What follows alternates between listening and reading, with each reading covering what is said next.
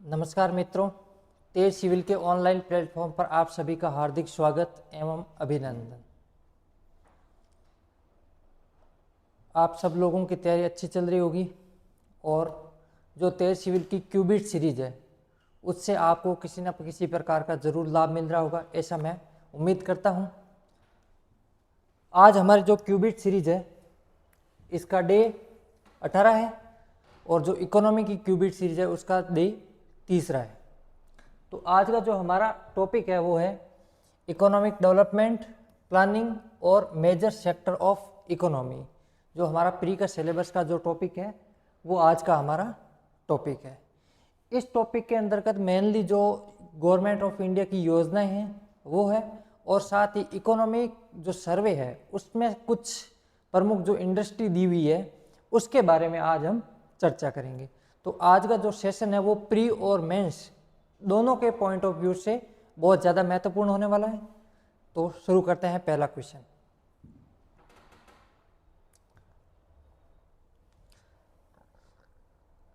हमारा पहला क्वेश्चन है कि पीएम प्रणाम योजना का उद्देश्य क्या है। पीएम प्रणाम योजना, पहला ऑप्शन है वैकल्पिक उर्वरकों एवं रासायनिक उर्वरकों के संतुलित उपयोग को बढ़ावा देना, जैविक खेती को बढ़ावा देना, कृषि में एआई का उपयोग और उपयुक्त में से कोई नहीं। तो पीएम जो प्रणाम योजना 2023-24 के अंदर आई थी उसका जो प्रमुख उद्देश्य है वो वैकल्पिक उर्वरकों एवं रासायनिक उर्वरकों के उपयोग को बढ़ावा देना, या दूसरे शब्दों में कहें तो जैविक खेती को बढ़ावा देने के उद्देश्य से यह योजना भारत में शुरू की गई थी। ठीक है, तो बजट 2023-24 में घोषित मातृ पथ की बहाली, जागरूकता सृजन और पोषण में सुधार हेतु पीएम कार्यक्रम यानी पीएम प्रणाम कार्यक्रम है वो केंद्र एवं राज्य दोनों में लागू किया गया और उर्वरकों और रासायनिक उर्वरकों के संतुलित उपयोग को बढ़ावा देने के लिए प्रोत्साहित करता है। तो ये पीएम प्रणाम योजना पीएम प्री के हिसाब से आ सकती है कि इसका मुख्य पर्पज क्या है, और मेंस के भी हिसाब से आ सकती है कि पीएम प्रणाम योजना इसकी विशेषताएं क्या है, या फिर दूसरे शब्दों में ये पूछ सकता है कि भारत में जैविक खेती को बढ़ावा देने के लिए भारत सरकार क्या क्या प्रयास कर रही है, उसमें भी ये हमें लिखना है। अगला क्वेश्चन, भारत में उर्वरक उद्योग के संबंध में निम्नलिखित में से कौन सा कथन सही है। तो सबसे पहले हमने नोट डाउन कर लिया, स्टेटमेंट किसका पूछा है, सही का। पहला ऑप्शन है यह 8 प्रमुख उद्योगों में से एक है, भारत दुनिया का तीसरा सबसे बड़ा उत्पादक है और अमेरिका के बाद दूसरा सबसे बड़ा उपभोक्ता देश है।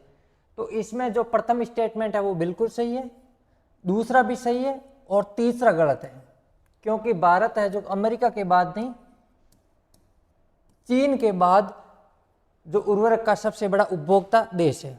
अब सबसे पहले ये पहला पॉइंट है कि 8 प्रमुख उद्योग, जो 8 कोर इंडस्ट्री है, ये RS 2021 मेंस के अंदर आया था कि 8 कोर इंडस्ट्री कौन कौन सी है, यही पूछा। तो 8 कोर इंडस्ट्री कौन कौन सी है, एक तो हमारा होगी कच्चा तेल, प्राकृतिक गैस,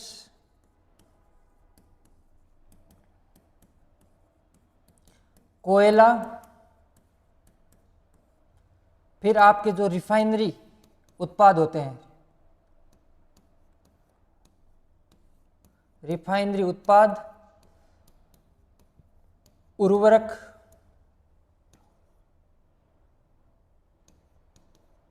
स्टील, सीमेंट और जो बिजली उत्पाद होते हैं, ये क्या है, इंडियन इकोनॉमी के 8 कोर उद्योग हैं। ठीक है, तो उसमें एक उर्वरक भी है, तो ये स्टेटमेंट सही है। और भारत दुनिया का तीसरा सबसे बड़ा उत्पादक देश है, तो भारत उर्वरक का तीसरा सबसे बड़ा उत्पादक देश है और कंज्यूमर के मामले में चाइना प्रथम है और दूसरे स्थान पर भारत है। तो पहला स्टेटमेंट सही, दूसरा सही है, तो ऑप्शन 1 हो जाएगा। ठीक है, अगला क्वेश्चन,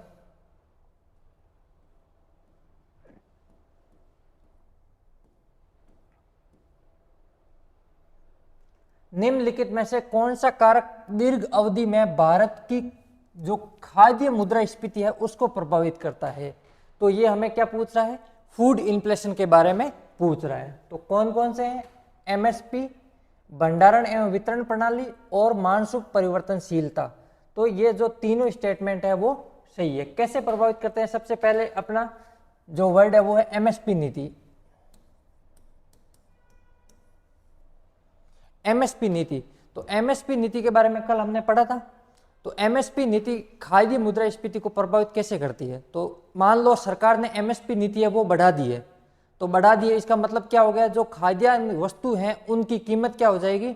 बढ़ जाएगी। और जब खाद्यान्न वस्तु की कीमत बढ़ जाएगी तो वो किसको जन्म देगी? खाद्य मुद्रास्फीति को जन्म देगी। सेकेंड स्टेटमेंट है भंडारण एवं वितरण प्रणाली। अगर सरकार का जो खाद्यान्न को लेकर जो भंडारण प्रणाली है या फिर वितरण प्रणाली है जिसमें कोल्ड स्टोरेज वगैरह आते हैं, तो उनमें अगर भंडारण सही नहीं होता है तो क्या हो जाएगी? खाद्य वस्तु खराब हो जाएगी या फिर सड़ जाएगी। तो सड़ने के बाद या खराब होने के बाद उसकी उपलब्धता क्या हो जाएगी? कम हो जाएगी। और उपलब्धता जब कम होगी तो मार्केट के अंदर उसकी डिमांड ज़्यादा होगी, और डिमांड ज़्यादा होगी तो फिर क्या होगी? मुद्रास्फीति को जन्म देगी। फिर अगला है मानसून परिवर्तनशीलता। मानसून परिवर्तनशीलता या फिर जलवायु परिवर्तन होता है, उससे कृषि उत्पादन पर कभी कभी प्रतिकूल प्रभाव पड़ता है। किसी वर्ष जो ज़्यादा मानसून या फिर कम मानसून हो गया या बारिश हो गई तो उससे क्या होगा? कृषि का उत्पादन है वो कम हो जाएगा, और कृषि का उत्पादन कम हो जाएगा तो खाद्य पदार्थों की उपलब्धता भी कम हो जाएगी। उससे भी क्या होगी? खाद्य जो मुद्रास्फीति है वो बढ़ेगी। तो हमारे तीनों पॉइंट सही है, ऑप्शन 4 आंसर।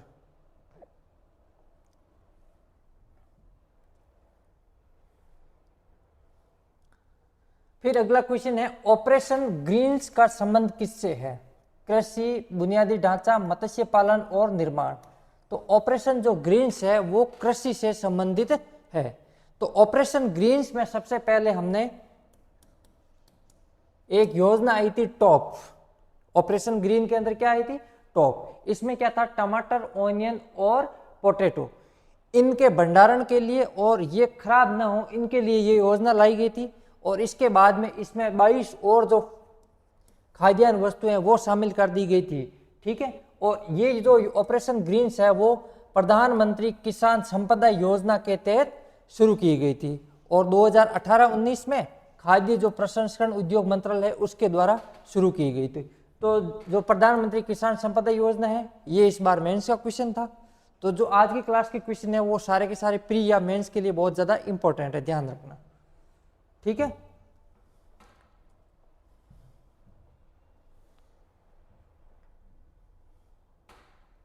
पंद्रहवें वित्त आयोग चक्र के दौरान 22 जो जल्दी खराब होने वाली फसलें हैं उसको इसमें विस्तारित किया गया था, और पहले किसमें था? सिर्फ ये टॉप्स में था।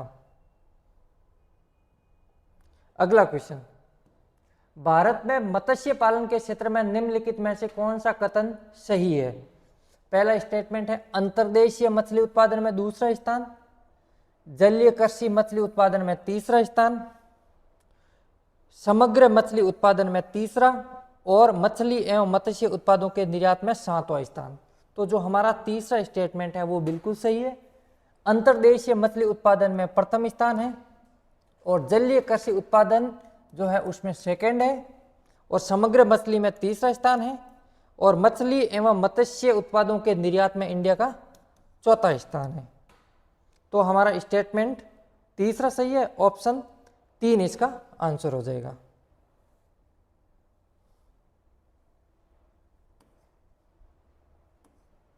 फिर अगला क्वेश्चन है भारत में श्वेत क्रांति के जनक कौन है?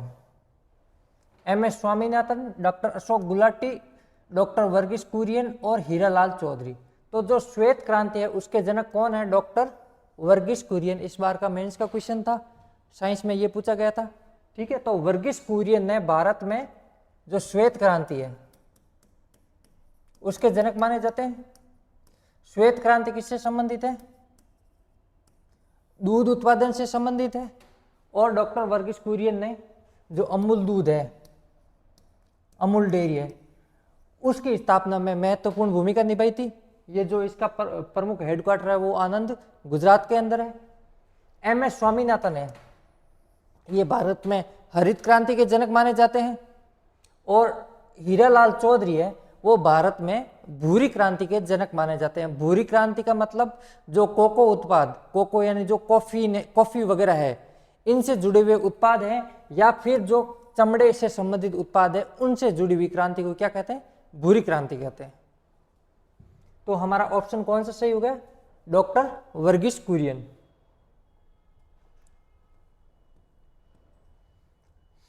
अगला क्वेश्चन, नाबार्ड के बारे में जो गलत स्टेटमेंट है उसकी पहचान करनी है। पहला स्टेटमेंट है कि यह 1992 में शिवरमन समिति की सिफारिश पर अस्तित्व में आया। यह वित्त मंत्रालय द्वारा प्रशासित है। यह पूरी तरह से भारत सरकार के स्वामित्व में है। इसका उद्देश्य टिकाऊ एवं न्याय संगत कृषि एवं ग्रामीण विकास को बढ़ावा देना है। तो इसका गलत स्टेटमेंट कौन सा हो गया? पहला। गलत क्यों हुआ? क्योंकि इसमें लिखा हुआ है कि यह 1992 में, नहीं, इसकी जो स्थापना है यह 12 जुलाई 1982 को हुई थी शिवरमन समिति की सिफारिश पर। जो पहली क्लास थी उसमें हमने इस नाबार्ड को पढ़ा था। सेकंड, ये वित्त मंत्रालय द्वारा है और भारत सरकार के स्वामित्व में है।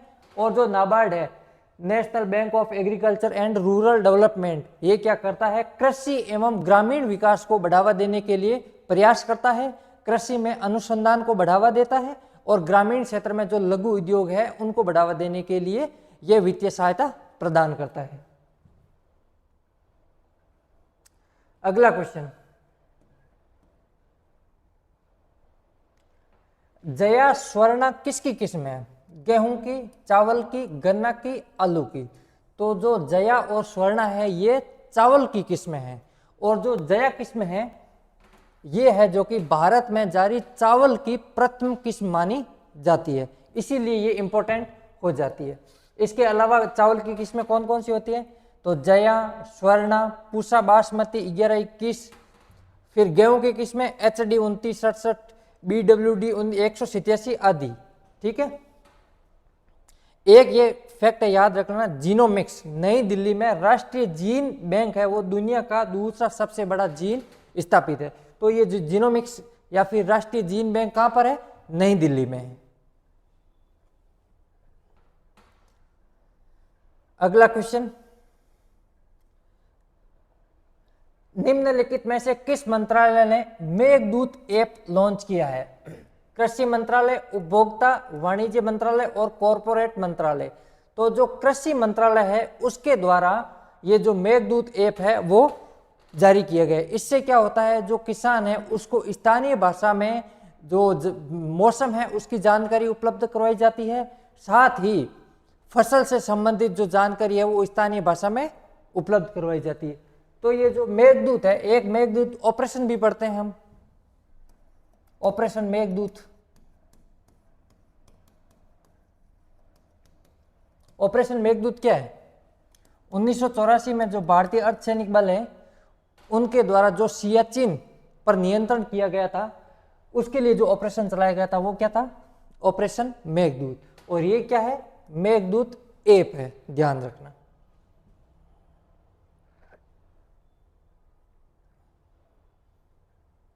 अगला क्वेश्चन, मेरा गांव मेरा गौरव पहल का उद्देश्य क्या है? ग्रामीण पर्यटन को बढ़ावा, कृषि निर्यात को बढ़ावा, वैज्ञानिकों एवं किसानों के बीच सीधे संपर्क को बढ़ावा देना और कृषि की नई तकनीक विकसित करना। तो जो मेरा गांव मेरा गौरव पहल है वो वैज्ञानिक एवं किसानों के बीच में सीधे संपर्क को बढ़ावा देना इसका मुख्य उद्देश्य है। और ये प्री के हिसाब से इंपॉर्टेंट भी है, ध्यान रखना। और सबसे इंपॉर्टेंट है कि ये जो मेरा गांव मेरा गौरव पहल है, ये इसका जो नोडल मंत्रालय है वो ध्यान रखना, इसका जो नोडल है वो एजेंसी किसकी है? ICAR, भारतीय कृषि अनुसंधान जो परिषद है उसके द्वारा ये पहल शुरू की गई। क्योंकि नाम से क्या पता चल रहा है कि कोई संस्कृति कल्चर से संबंधित होगा, पर ये कल्चर से संबंधित नहीं होगा। किससे है? भारतीय कृषि अंतरिक्ष जो परिषद है ICAR उससे संबंधित है। अगला क्वेश्चन,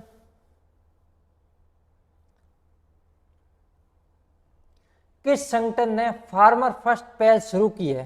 फार्मर फर्स्ट, पहला है कृषि मंत्रालय, दूसरा है ICAR भारतीय कृषि अनुसंधान परिषद, खाद्य एवं कृषि संगठन, राष्ट्रीय कृषि विस्तार प्रबंधन संस्थान।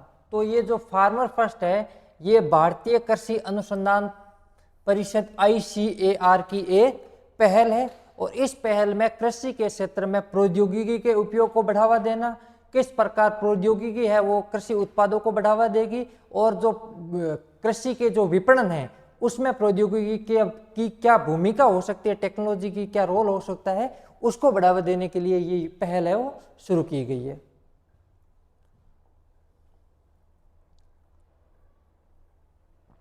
अगला क्वेश्चन, राष्ट्रीय कृषि बाजार ई नाम का प्रमुख उद्देश्य क्या है?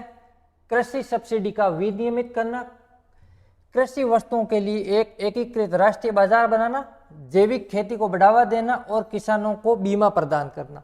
तो ये ई नाम क्या है? कृषि वस्तुओं के लिए एक एकीकृत राष्ट्रीय बाजार बनाना ई नाम है, जो कि राष्ट्रीय कृषि बाजार है उसका प्रमुख उद्देश्य है। और ये 2018 या 16 का मेंस है उसमें ये क्वेश्चन आया हुआ है कि जो ई नाम है उसका प्रमुख उद्देश्य क्या है। तो उसमें ये लिखना था कि यह एक Akhil Bharatiya electronic trading portal है जो कृषि उपज बाजार समिति APMC मंडियों को आपस में जोड़ता है और कृषि वस्तुओं के लिए एक एकीकृत राष्ट्रीय बाजार बनाता है। इससे किसान है जो कि अपनी जो उपज है उसको आसानी से बेच सकते हैं। ठीक है, तो ये ध्यान रखना इंपॉर्टेंट है ई नाम। जैसे ये मेंस में भी क्वेश्चन पूछा जा सकता है कि जो कृषि क्षेत्र है, कृषि क्षेत्र में जो टेक्नोलॉजी है उसका किस प्रकार यूज होता है। तो टेक्नोलॉजी के यूज में ये एक ई नाम भी आ सकता है कि ई नाम का यूज है वो जो कृषि उपज के विपणन के लिए इसका उपयोग किया जाता है।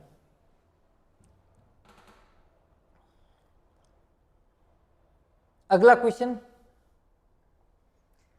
एग मार्क नेट पोर्टल का मुख्य उद्देश्य क्या है? कृषि वस्तुओं के निर्यात को बढ़ावा देना, भारत में कृषि बाजारों में वस्तुओं की आवक एवं कीमतों पर दैनिक वेब आधारित सूचना प्रवाह की सुविधा प्रदान करना, किसानों को सब्सिडी देना और कृषि उत्पादों के लिए ई-कॉमर्स को बढ़ावा देना। ठीक है, एग मार्क नेट, तो इसका प्रमुख उद्देश्य है भारत में कृषि बाजार है उसमें वस्तुओं की आवक एवं कीमतों पर दैनिक वेब आधारित सूचना प्रवाह की सुविधा प्रदान करना, ये इसका प्रमुख उद्देश्य है।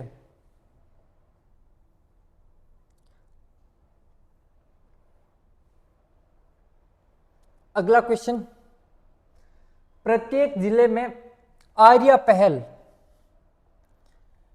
को लागू करने के लिए कौन सा संगठन जिम्मेदार है? भारतीय कृषि अनुसंधान परिषद, कृषि विज्ञान केंद्र, लघु किसान कृषि व्यवसाय संघ, राष्ट्रीय कृषि एवं ग्रामीण विकास बैंक जो नाबार्ड। तो आर्य पहल है वो कृषि विज्ञान केंद्र के द्वारा लागू की जाती है और कृषि विज्ञान केंद्र के अधीन इस पहल का प्रमुख उद्देश्य क्या है वो देखते हैं। तो जो आर्य पहल है उसका प्रमुख उद्देश्य है कि कृषि के क्षेत्र में युवाओं को आकर्षित करना और कृषि को और आकर्षित कराना, सशक्त बनाना, जिससे है जो कि लोगों को या फिर युवाओं को है जो कि स्थायी रोजगार मिल सके। कृषि के क्षेत्र में जो टेक्नोलॉजी है उसके उपयोग को बढ़ावा देना इस आर्य पहल का प्रमुख उद्देश्य है। अगला क्वेश्चन, परंपरागत कृषि विकास योजना का प्राथमिक उद्देश्य क्या है? पारंपरिक खेती के तरीके को बढ़ावा देना, कृषि उत्पादों के निर्यात को बढ़ावा देना, रासायनिक उर्वरकों पर सब्सिडी देना और जैविक खेती को समर्थन देना एवं किसानों को आय बढ़ाना। तो परंपरागत जो कृषि विकास योजना है इसका प्रमुख उद्देश्य है जैविक खेती को बढ़ावा देना और किसानों को सहयोग करना। ये हमारा जो इंडियन राजस्थान इकोनॉमी सर्वे है उसके अंतर्गत इसको दिया हुआ है। तो इसमें मेंस के हिसाब से क्या क्वेश्चन पूछ सकते हैं कि भारत में जैविक खेती को बढ़ावा देने के लिए जो राज्य सरकार है या फिर केंद्र सरकार है वो क्या क्या प्रयास कर रही है, उसमें हमारा ये आ जाएगा। अगला क्वेश्चन,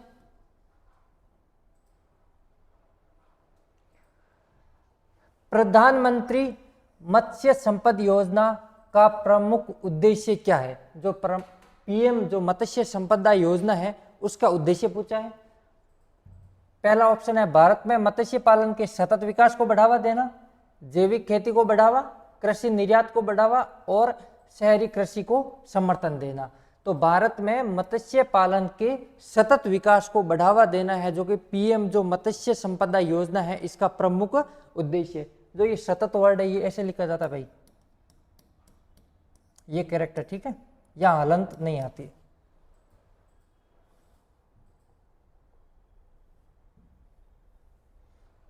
अब इस योजना में क्या है, इसकी अवधि है वो 2020-21 से 2024-25 तक है और इसका उद्देश्य है मत्स्य पालन क्षमता का दोहन करना, मूल्य श्रृंखलाओं का आधुनिकीकरण करना और कटाई के बाद प्रबंधन करना एवं गुणवत्ता में सुधार करना।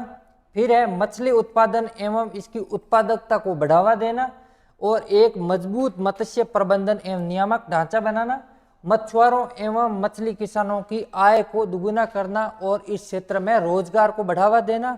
जो मत्स्य फील्ड है उसमें है जो कि निर्यात को बढ़ावा देना भी इसका प्रमुख उद्देश्य है।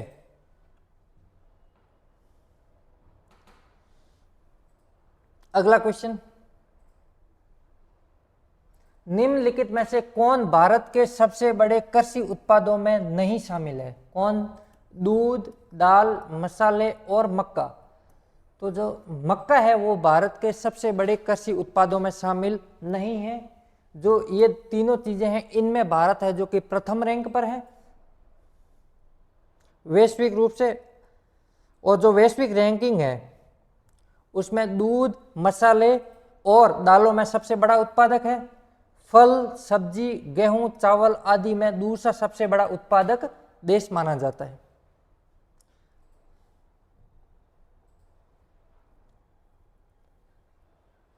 फिर अगला क्वेश्चन, निम्नलिखित में से कौन सी योजना कारीगरों एवं शिल्पकारों को संपूर्ण सहायता प्रदान करती है? उद्यम सहायता मंच, पीएम विश्वकर्मा, स्टार्टअप इंडिया और आपातकालीन क्रेडिट लाइन गारंटी योजना। तो जो पीएम विश्वकर्मा योजना है वो कारीगरों एवं शिल्पकारों को सहायता प्रदान करने के उद्देश्य से शुरू की गई थी। अब जो पीएम विश्वकर्मा योजना इसमें इसके बारे में 3-4 फैक्ट है वो पढ़ लेते हैं। तो पीएम विश्वकर्मा योजना के अंतर्गत जो 18 पारंपरिक शिल्पकार है उनको शामिल किया गया। तो इसकी श्रेणियां कितनी हैं या फिर ये कितने क्षेत्रों में हैं? तो ये 18 क्षेत्रों में क्रियान्वित की जा रही है। कौन कौन से? जैसे लोहार, सोनार, कुम्हार, नाई, ये है इनके लिए शुरू की गई है। इसमें प्रावधान क्या है? तो इसमें प्रावधान ये है कि सबसे पहले जो ये कारीगर और शिल्पी वर्ग है इनको है जो कि ऋण की सहायता दी जाएगी और ये ऋण होगा 1+2 लाख। पहली किस्त के रूप में 1 लाख और दूसरी किस्त के रूप में 2 लाख रुपए दिए जाएंगे और ये इसकी जो रियायती दर है वो 5% है। और अगला फैक्ट इसमें यह है कि इसमें कोई भी अगर शिल्पकार या कारीगर है वो कौशल विकास को बढ़ावा देने के लिए उसमें प्रत्येक कारीगर को प्रतिदिन के हिसाब से 500 रुपए है वो दिए जाएंगे। कोई भी व्यक्ति अगर इसमें अपना कौशल विकास या फिर इसको सीखना चाहता है तो उसके कितने रुपए? 500 रुपए पर डे के हिसाब से। और जो शिल्पीकार या फिर कारीगर है वो अगर आधुनिक उपकरण खरीदेगा तो उसको 15,000 रुपए का क्या दिया जाएगा? अनुदान दिया जाएगा। तो ये इसकी हो गई प्रमुख विशेषताएं। अब अगर क्वेश्चन पूछ ले पीएम 2 नंबर में पूछ ले पीएम विश्वकर्मा योजना इसका उद्देश्य क्या है? तो उद्देश्य में हम लिख सकते हैं कि कारीगरों और शिल्पकारों को वित्तीय सहायता प्रदान करना, इसके जीवन स्तर को बढ़ावा देना और एक अगला वर्ड इकोनॉमी के हिसाब से बहुत महत्वपूर्ण है वो है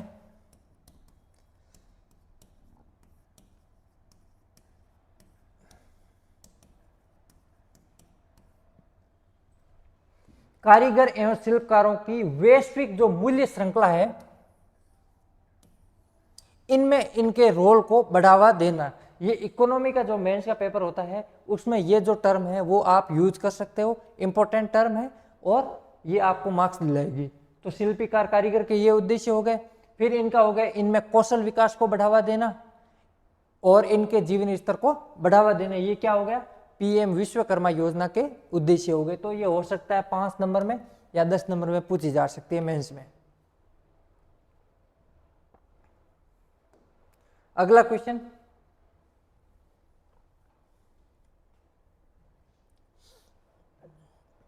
मेक इन इंडिया पहल के तहत कौन सी योजना का उद्देश्य विशिष्ट क्षेत्र में निर्माताओं को उत्पादन एवं निर्यात बढ़ाने के लिए प्रोत्साहित करता है? तो किसका पूछा है? मेक इन इंडिया में कौन सी पहल है? तो पहला ऑप्शन है स्टार्टअप इंडिया, दूसरा है पीएम मुद्रा योजना, तीसरा है जो पीएलआई उत्पादन से जुड़ी प्रोत्साहन योजना, और चौथा है सूक्ष्म एवं लघु उद्यमों के लिए क्रेडिट गारंटी फंड ट्रस्ट। तो इसका जो आंसर है वो हो गया हमारी उत्पादन से जुड़ी प्रोत्साहन पीएलआई जो स्कीम है उसके तहत विशेष क्षेत्रों में जो निर्माता है उनके उत्पादन एवं निर्यात को बढ़ावा देना इसका प्रमुख पर्पज है। इस योजना में क्या होता है? पीएलआई में, पीएलआई जब शुरू की गई तब इसमें 3 सेक्टर थे और प्रेजेंट में 14 सेक्टर शामिल है। तो ये अगर क्वेश्चन प्री में पूछा जा सकता है जो उत्पादन से जुड़ी प्रोत्साहन योजना में कितने क्षेत्र शामिल है, तो वर्तमान में 14 क्षेत्र इसमें शामिल है। जैसे मोबाइल हो गया, फार्मास्यूटिकल हो गया, फिर रसायन उद्योग हो गया, ये सारे दूर संचार ये इसमें शामिल है।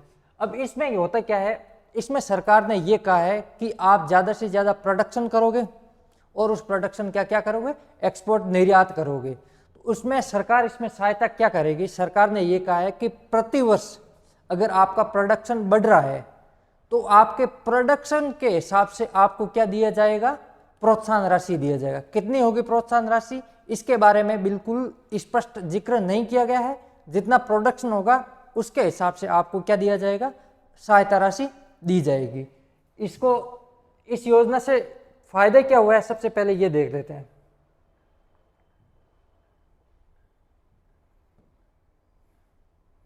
इस योजना से क्या हुआ है? 1.07 लाख करोड़ से अधिक निवेश हुआ है और 7 लाख से अधिक क्या हुई है? भारत में नौकरियां पैदा हुई है। और जो इलेक्ट्रॉनिक्स, फार्मास्यूटिकल, खाद्य प्रसंस्करण, दूर संचार, नेटवर्किंग उत्पादों में जो निर्यात है वो 3.4 लाख करोड़ का हो गया है। अब इसको एक एग्जांपल से देखते हैं। जैसे भारत में पहले बात करेंगे 2016-17 की,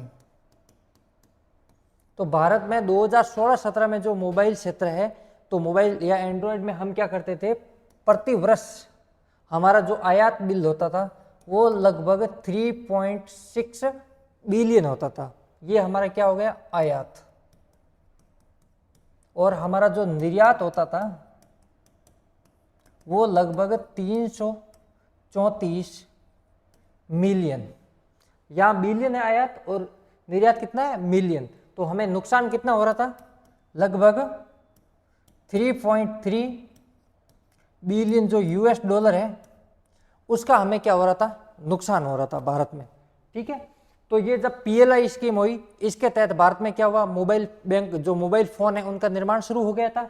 और वर्तमान में ये माना जाता है कि लगभग भारत का जो मोबाइल में जो आयात बिल है वो है 1.6 बिलियन और जो निर्यात है वो कितना हो गया? बढ़कर लगभग 11 बिलियन निर्यात हो गया है। तो लगभग 9.4 बिलियन का क्या हो गया? हमें जो निर्यात बढ़ा है इससे हमारा देश में क्या हो गया कि भारत में 1.4 बिलियन अमेरिकी डॉलर का निर्यात इससे बढ़ गया है।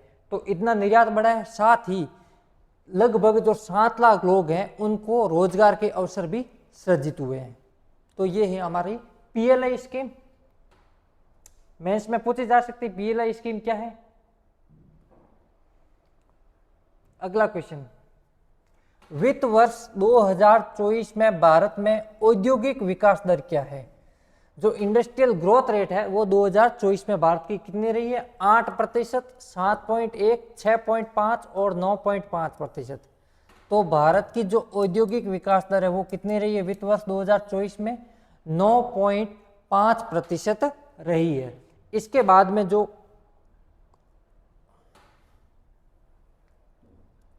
ये जो फैक्ट है वो ध्यान रखना, पिछली बार जो प्री के क्वेश्चन थे उसमें 2 या 3 नंबर जो ये जो प्रमुख क्षेत्र है इनका प्रदर्शन है इसके बारे में पिछली बार प्री में 2 या 3 क्वेश्चन पूछे गए थे और हो सकता है इस बार भी यहाँ से प्री में क्वेश्चन आ जाए। क्या फैक्ट क्या है? प्रमुख क्षेत्रों का प्रदर्शन क्या है वो पूछा है। सीमेंट में है जो कि चीन के बाद भारत दुनिया का दूसरा सबसे बड़ा सीमेंट जो उत्पादक देश है। तो सीमेंट उत्पादन में प्रथम है चाइना और सेकंड कौन है? भारत। फिर जो हमारा सकल मूल्य वर्धित जीवी है उसमें विनिर्माण जो क्षेत्र है मैन्युफैक्चरिंग सेक्टर, उसका हिस्सा कितना है? 14.3% विनिर्माण क्षेत्र का हमारा हिस्सा है। अगला है, पिछले कुछ दशकों में तैयार इस्पात का शुद्ध निर्यातक देश भारत बन गया है। जो इस्पात है उसको भारत अब क्या कर रहा है? प्रेजेंट में निर्यात कर रहा है। और कोयला है जो कि 2024 में भारत में लगभग 997.2 मिलियन टन कोयले का क्या हुआ है? उत्पादन हुआ है। फिर उसके बाद में अगला जो सेक्टर आता है वो है फार्मास्यूटिकल। भारत फार्मास्यूटिकल बाजार मात्रा में दुनिया का तीसरा सबसे बड़ा बाजार है। तो बाजार के हिसाब से कौन सी रैंक है भारत की फार्मास्यूटिकल में? तीसरी। और उत्पादित मात्रा के हिसाब से वैश्विक जेनेरिक जो दवा निर्यात है उसमें भारत की हिस्सेदारी 20% है। ये पिछली बार प्री में पूछा था।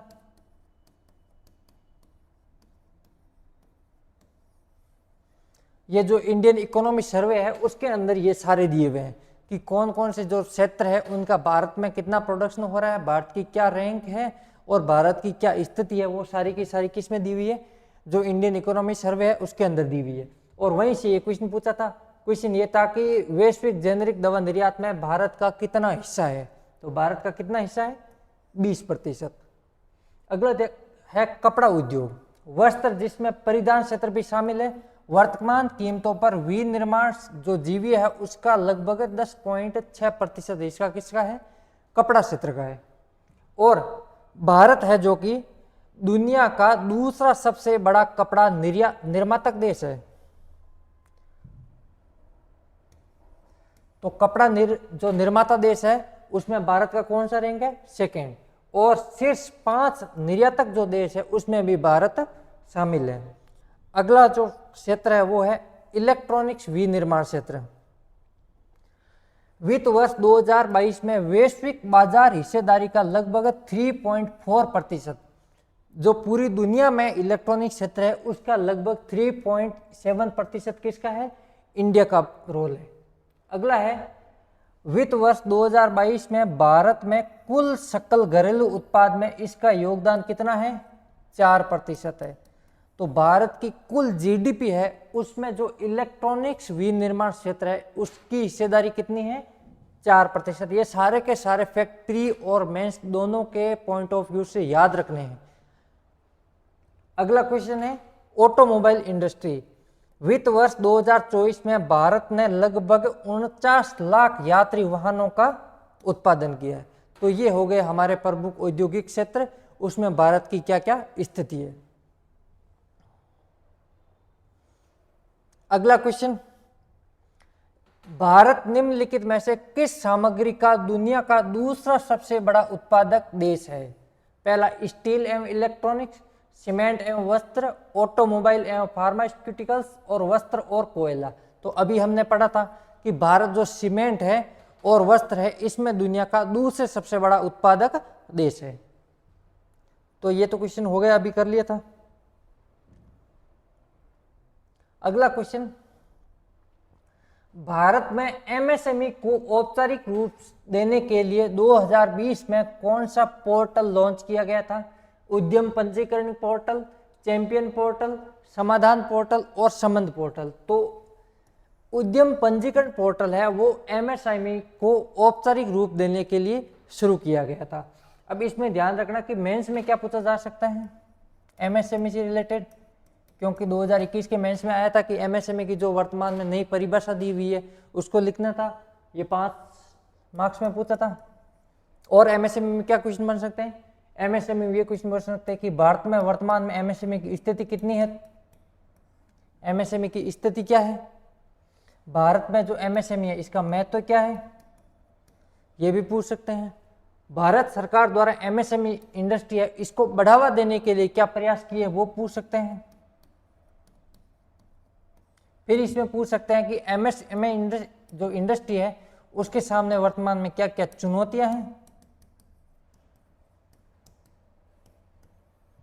और अगला क्वेश्चन पूछ सकते हैं कि एमएसएमई उद्योग को बढ़ावा देने के लिए हमें और क्या प्रयास किए जाने चाहिए, तो हमें सुझाव पूछ सकते हैं।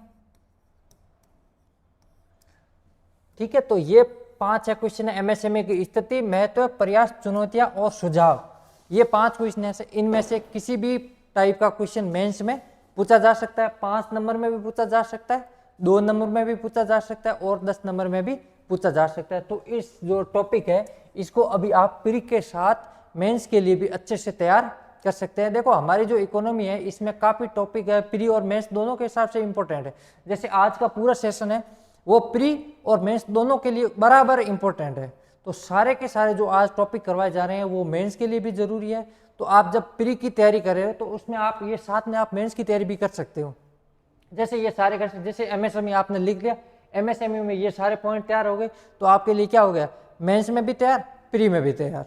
जैसे हमने पहले क्षेत्र पढ़े थे, दूरसंचार क्षेत्र, इलेक्ट्रॉनिक क्षेत्र, तो इसमें कुछ नहीं पूछा जा सकता है कि वर्तमान में भारत में दूरसंचार क्षेत्र की क्या स्थिति है।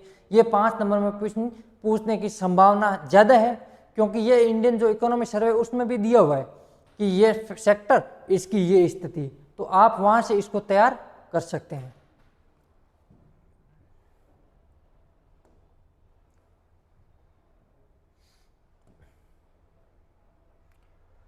अच्छा, ज़्यादातर लोगों की अभी जो सीईटी का एग्ज़ाम है उसके लिए सभी को बहुत बहुत गुड लक कि आपका एग्ज़ाम अच्छे से जाए और उसके बाद में आप पुनः जो आरएस की अपनी प्रिपरेशन है उस पर लौट के आ जाए। ठीक है, आज से सीईटी का पेपर शुरू हो रहा है तो आप आराम से पेपर दें, हड़बड़ाहट न रखें और खुद पर विश्वास रखिए। आपका जो सीईटी का एग्ज़ाम है वो आराम से क्लियर हो जाएगा। फिर अगला क्वेश्चन है, मात्रा के आधार पर वैश्विक जेनेरिक दवा निर्यात में भारत का कितना योगदान है। अभी जस्ट पढ़ा, कितना योगदान है, 20% भारत का जो वैश्विक जेनेरिक दवाई है उसमें योगदान है। ये हमने पिछली बार प्री का क्वेश्चन यही था और ये इंडियन इकोनॉमी सर्वे में सीधा सीधा लिखा हुआ है। इसकी व्याख्या में देख लेते हैं। वैश्विक स्तर पर जेनेरिक दवाओं का सबसे बड़ा प्रदाता है जो वैश्विक आपूर्ति में दुनिया के हिसाब से 20% हिस्सेदारी रखता है। तो कहीं पर भी मेंस का क्वेश्चन आए ना तो ध्यान रखना, ये जो वैश्विक मूल्य आपूर्ति है ये वर्ड सबसे इंपॉर्टेंट है, सबसे अच्छा वर्ड है। तो कहीं पर भी आप इसको घुसा सकते हो, कोई दिक्कत नहीं होगी एग्जाम में। और उसके नीचे आप ऐसे करना, अंडरलाइन करके भी आना, क्योंकि जो इकोनॉमी का टीचर होगा उसको ये वर्ड बहुत पसंद है, तो उसको लगता है कि वाकई में इसको इकोनॉमी की अच्छी जानकारी है। ठीक है, अगला क्वेश्चन है, उद्योग 60 चिकित्सीय श्रेणी में लगभग 6000 विभिन्न जेनेरिक ब्रांड बनाता है। भारत 200 से अधिक देशों को फार्मास्यूटिकल निर्यात करता है। अफ्रीका की जेनेरिक दवाओं का 50% से अधिक, यूएसए में लगभग 40% और यूके में लगभग 25% जो जेनेरिक दवाइयों की आपूर्ति है वो भारत द्वारा की जाती है। तो जेनेरिक दवाइयों में भारत दुनिया में सबसे अग्रणी देश है। अगला क्वेश्चन, आज की क्लास में ज़्यादा समझाने लायक चीज़ें हैं नहीं, सीधी सी योजना है या फिर इकोनॉमी सर्वे के फैक्ट हैं। ठीक है, और कल की क्लास और परसों की क्लास हमारी, आप लोगों को अगर ये लगता है कि ये 2 दिन की क्लास लंबी हो गई है या आपको लगता है कि ये सफिशिएंट है, क्योंकि हम सिर्फ 35 क्वेश्चन नहीं करते, उसकी पूरी व्याख्या करते हैं, उसका पूरा एनालिसिस करते हैं ताकि उसके आसपास जो भी चीज़ें हैं वो आप सब लोगों तक पहुंच सके। जैसे मुद्रास्फीति जैसा टॉपिक है उनको अच्छे से हमने समझा दिया ताकि मुद्रास्फीति का जो कंसेप्ट है वो आपका बेसिक कंसेप्ट क्लियर हो जाए, ताकि प्री और मेंस में जो भी अगर एनालिटिकल क्वेश्चन पूछ ले, क्योंकि जो मुद्रास्फीति टॉपिक है इनके क्वेश्चन सीधे नहीं आते, एनालिटिकल टाइप आते हैं, तो आप उसको आराम से सॉल्व कर सकते हो। तो आप कमेंट में ज़रूर बताइएगा कि क्लास लंबी थी या सही थी, या फिर इसको और शॉर्ट किया जाए या और ज़्यादा इसकी व्याख्या की जाए, उसमें क्या क्या किया जा सकता है। तो आप ज़रूर बताइए, कोई चीज़ अगर आपको समझ में नहीं आ रही है, कोई डाउट हो तो आप कमेंट में लिख ले, आपको ज़रूर उसका जवाब दिया जाएगा। अगला क्वेश्चन सर क्या है, वित्त वर्ष 2024 में भारतीय अर्थव्यवस्था में सेवा क्षेत्र जो सर्विस सेक्टर है उसका कितना रोल है। 50%, 55%, 60 और 45%। तो भारत में जो सेवा क्षेत्र है उसका रोल सबसे ज़्यादा है और सेवा सेक्टर का कितना रोल है, लगभग 55%। तो सीधा सा क्वेश्चन प्री में पूछा जा सकता है, इसको ध्यान में रखना।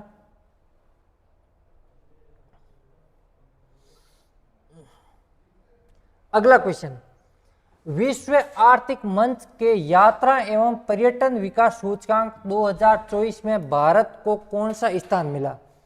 39, 25, 45 और 52।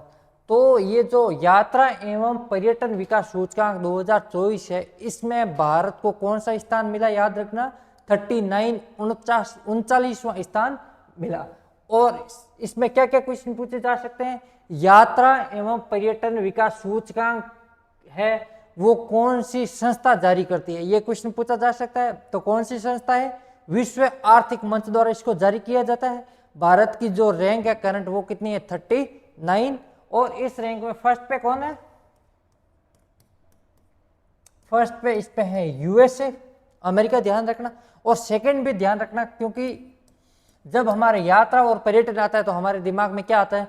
या तो फ्रांस होगा या फिर स्विट्जरलैंड होगा, क्योंकि ज्यादातर लोग वहां जाते हैं, या फिर यूएई जैसे, सिंगापुर जैसे देश होंगे। पर नहीं, सेकंड स्थान है वो किसका है? स्पेन का है। तो ये ध्यान रखना, सेकंड स्थान इस बार किसका है? स्पेन का। स्पेन के बारे में कुछ अगर करंट में पूछे तो स्पेन ने हाल ही में यूरो कप जीता था फुटबॉल का, पता होगा आपको। जो यूरोपियन देश होता है उनकी जो लीग होती है उसको क्या कहते हैं फुटबॉल में? Euro cup. और 2024 का यूरो कप किसने जीता? स्पेन ने जीता। और इसमें और क्वेश्चन पूछ सकते हैं कि जो यूरो कप 2024 है, इसमें जो प्लेयर ऑफ द टूर्नामेंट है वो उसका अवार्ड किसको मिला? तो किसको मिला? रोड्री को मिला। जो रोड्री है स्पेन के मिडफील्डर या फिर मैनचेस्टर सिटी के प्लेयर रोड्री है, उनको क्या मिला? Best player of the tournament का अवार्ड। और जो राइजिंग स्टार है, यंग प्लेयर का अवार्ड है, वो किसको मिला?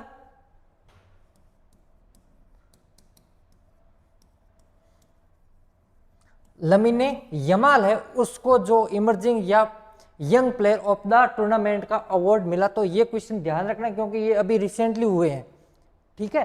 तो ये तो हो गए यूरोप में यूरो कप। वहीं जो अमेरिकन देश है उसमें क्या होता है? Copa America.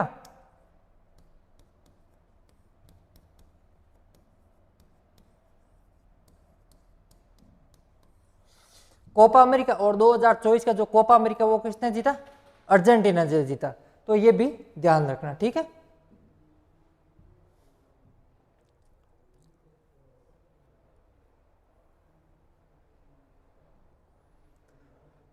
भारत के नवीकरणीय ऊर्जा क्षेत्र के संदर्भ में कौन सा स्टेटमेंट है वो सही है, ये पूछा है। भारत पवन ऊर्जा क्षमता के मामले में दुनिया का दूसरा सबसे बड़ा देश है। भारत का लक्ष्य 2030 तक गैर जीवाश्म ईंधनों से 50 गीगावाट बिजली उत्पादन करना है। कौन सा स्टेटमेंट सही है? तो हमारा स्टेटमेंट दूसरा सही है, क्योंकि पवन ऊर्जा के उत्पादन में भारत की जो रैंक है वो कौन सी है सर? 4th रैंक है। और ये हमने पहले भी पहली क्लास में पढ़ दिया था। जो भारत का पंचामृत सिद्धांत है उसमें हमने दिया हुआ है कि हम 2030 तक जो गैर जीवाश्म स्रोत है उससे हम लगभग 500 गीगावाट बिजली उत्पादन का हमारा टारगेट है। और कब का है? 2030 में। उसमें हमने ये भी पढ़ा था कि जो इंडिया का नेट जीरो कार्बन इमिशन का टारगेट है वो कहां तक है? 2070 तक का है। तो ये ध्यान रखना। अगला क्वेश्चन,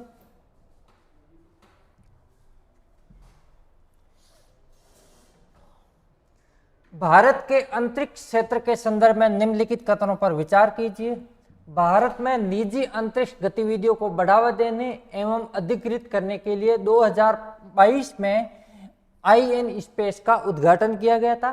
सेकेंड है Vikram S sub orbital launch वाहन अग्निकुल कॉस्मोस प्राइवेट लिमिटेड द्वारा विकसित किया गया था। तो पूछा है इनमें से कौन सा स्टेटमेंट सही है? तो इसमें केवल स्टेटमेंट एक सही है।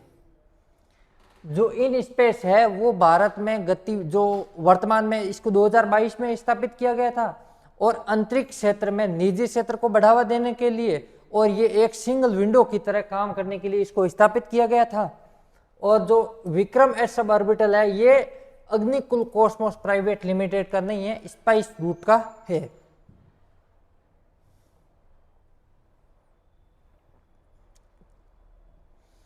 इन स्पेस अंतरिक्ष गतिविधियों को बढ़ावा देने एवं अधिकृत करने के लिए एक सिंगल विंडो एजेंसी है और उद्घाटन कब हुआ? 2022 में। फिर निजी प्रक्षेपण क्या है, विक्रम एस जो मिशन प्रारंभ उसके द्वारा शुरू किया गया था, ये किसका रूट है, स्काई रूट जो arrow space private limited company है जो कि हैदराबाद में है, उसका एक प्रक्षेपण यान है, उसका नाम है। तो भारत की जो प्राइवेट कंपनी है स्पेस के क्षेत्र में, उसका नाम क्या है, Skyroot Aerospace limited company Hyderabad, इसका मुख्यालय है।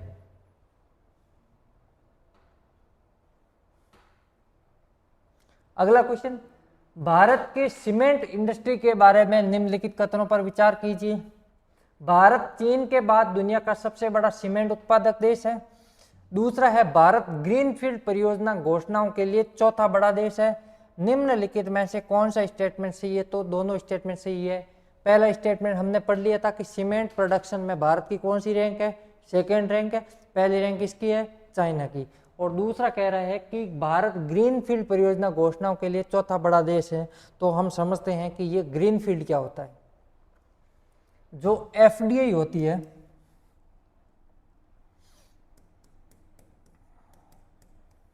फॉरेन डायरेक्ट इन्वेस्टमेंट, जो विदेशी कंपनियां वो भारत में आकर अगर अपना प्लांट स्थापित करती है तो उसको क्या कहते हैं, FDI, foreign direct investment. FDI दो प्रकार की होती है।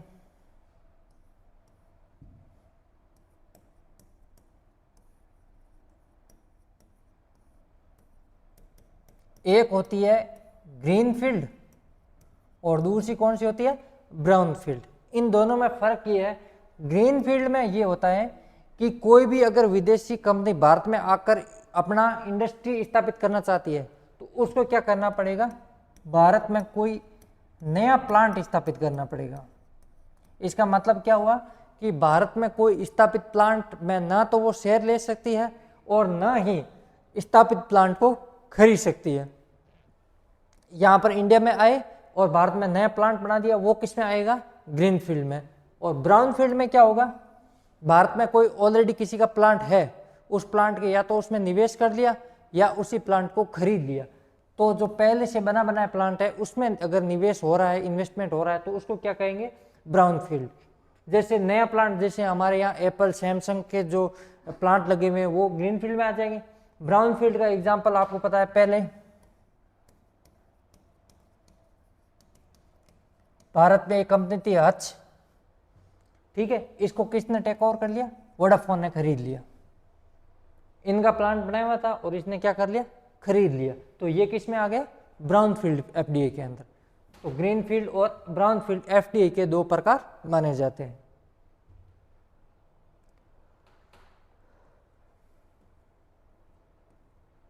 अगला क्वेश्चन, भारत में दूर संचार क्षेत्रों के विकास में योगदान देने वाले प्रमुख कारकों पर विचार कीजिए। पहला है, डेटा लागत में उल्लेखनीय गिरावट, प्रति ग्राहक औसत वायरलेस डाटा उपयोग में वृद्धि, 2025 तक भारत की डिजिटल इकोनॉमी का मूल्य 1 ट्रिलियन होने का अनुमान है।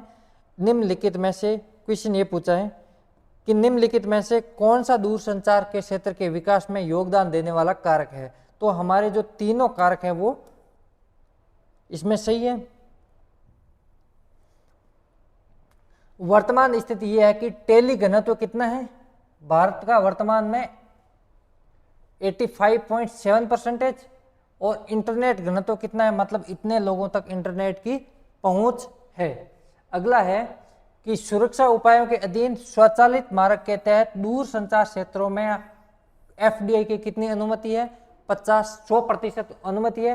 अगर ये क्वेश्चन पूछा जा सकता है कि सुरक्षा उपायों के अधीन स्वचालित मार्गों के तहत दूर संचार क्षेत्रों में एफडीआई की अनुमति कितनी है, तो 100%। इसके ऑप्शन ये हो सकते हैं 49, 51 और 74 या फिर 100%। तो ध्यान रखना इसका कितना प्रतिशत है, 100% है। अगला, दूरसंचार एक्ट 2023 स्पेक्ट्रम असाइनमेंट सहित दूर संचार कानूनों को समेकित करता है। तो दूरसंचार के लिए जो एक्ट बना है उसका कौन सा एक्ट है, दूरसंचार एक्ट 2023 है। और अगला है कि भारत में जो ये दूरसंचार क्षेत्र है ये बढ़ रहा है, इसके कारण कौन कौन से हैं कि डेटा लागत में उल्लेखनीय गिरावट। भारत में जो डेटा है, पर डेटा लागत है वो दुनिया में भारत में सबसे सस्ता माना जाता है इंटरनेट, ठीक है। दूसरा है प्रति ग्राहक औसत वायरलेस डेटा उपयोग में वृद्धि। क्योंकि डेटा सस्ता है तो उपयोग ज़्यादा होगा। और दूरसंचार प्रौद्योगिकी विकास निधि का गठन किया गया है और भारत 6G विजन पर भी कार्य कर रहा है। तो ये हमारे तीनों ऑप्शन इसमें सही है। अगला क्वेश्चन, भारत के सेवा क्षेत्र के बारे में निम्नलिखित कथनों पर विचार कीजिए। सर्विस सेक्टर का पूछा है। सर्विस सेक्टर का जीडीपी में जो रोल है वो कितना है? 55%। पहला स्टेटमेंट ये बिल्कुल सही है, हमने पहले पढ़ लिया कि सेवा क्षेत्र का सकल घरेलू उत्पाद जो जीडीपी है उसमें रोल कितना है? 55%। सेकेंड है, भारत सेवा निर्यात में वैश्विक स्तर पर 5वें स्थान पर रहा, जो 2022 में वैश्विक वाणिज्य सेवा निर्यात का 4.4% हिस्सा था। तो निम्नलिखित में से कौन सा स्टेटमेंट सही है? तो दोनों स्टेटमेंट हमारे सही है, क्योंकि भारत जो वैश्विक सेवा निर्यात है उसमें भारत की कौन सी रैंक है? 5वीं रैंक है।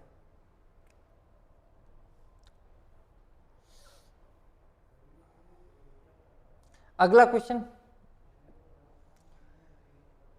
प्रधानमंत्री अन्नदाता आय संरक्षण अभियान पीएम आशा के संदर्भ में निम्नलिखित कथनों पर विचार कीजिए।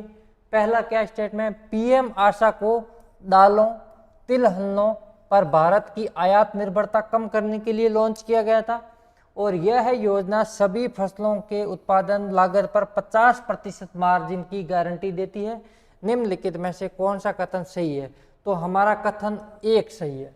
जो पीएम आशा योजना है इसका प्रमुख उद्देश्य देश को दालों एवं तिलहन के क्षेत्र में आत्मनिर्भर बनाना, इनका प्रोडक्शन बढ़ाना और इनके निर्यात को बढ़ावा देना इनका प्रमुख उद्देश्य रहा है। और यह योजना सभी फसलों के उत्पादन लागत का 50% मार्जिन नहीं, सभी फसलों पर नहीं देता, ये केवल जो एमएसपी वाली फसल है उनके उत्पादन लागत पर 50% मार्जिन की गारंटी देता है। तो ऑप्शन एक हमारा सही है।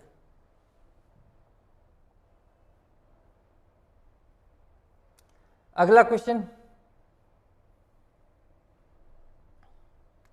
निम्नलिखित में से किस वस्तु का भारत विश्व स्तर पर सबसे बड़ा उत्पादक देश है?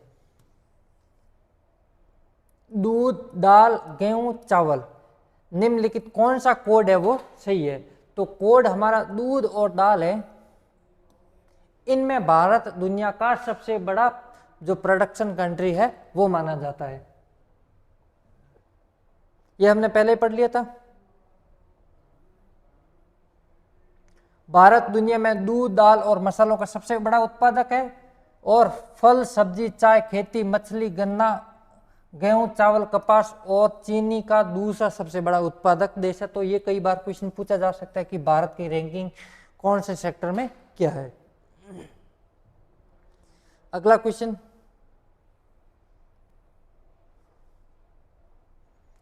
भारत किन दो देशों के बाद तीसरी सबसे बढ़ती फिनटेक अर्थव्यवस्था है? अमेरिका एवं चीन, अमेरिका एवं यूके, चीन एवं यूके, जापान और जर्मनी। तो भारत है वो अमेरिका और यूके के बाद तीसरी सबसे बड़ी फिनटेक कंपनी मानी जाती है।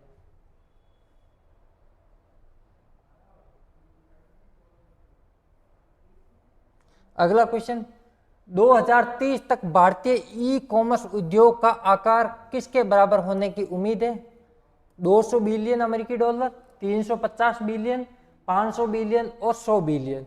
तो 2030 तक जो ई कॉमर्स इंडस्ट्री है उसका वैल्यू लगभग 350 जो अमेरिकी यूएस बिलियन डॉलर है उसके बराबर होने की संभावना है। और ये कब तक है? 2030 तक। ये फैक्चुअल क्वेश्चन है, प्री में पूछे जा सकते हैं।